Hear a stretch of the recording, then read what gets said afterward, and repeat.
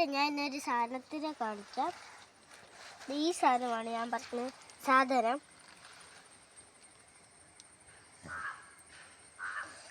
ഇതെന്തുവാ? ചീമച്ചേമ്പ്. ചീമച്ചേമ്പയിലാണ് ഇപ്പം ഇരിക്കുന്ന. ഇത് നിങ്ങൾ ഒരു പുഴുവാണ്, ഒരു സൈസ് പുഴു. നിങ്ങളെല്ലാം ശ്രദ്ധിച്ചോണം.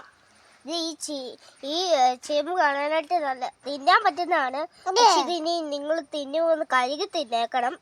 ഇതേ പുഴുകൾ പല സൈസ് കടിച്ചു വെച്ചേക്കുവാണ് ഇവിടെ എല്ലാം. അതുകൊണ്ടിപ്പം കറി ഉണ്ടാക്കാൻ പറ്റത്തില്ല ഞങ്ങൾക്കിപ്പം. അതിൻ്റെ മുട്ട കാണിക്കാം ഞാൻ.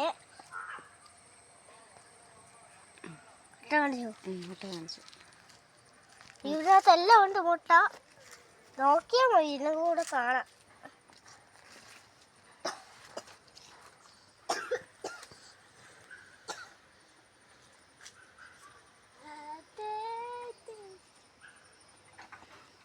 ഇതിനകത്ത് മൊത്തം വെട്ടുകാലി കുഞ്ഞുങ്ങളാണ് ഉണ്ടാക്കിയിരിക്കുന്നത്.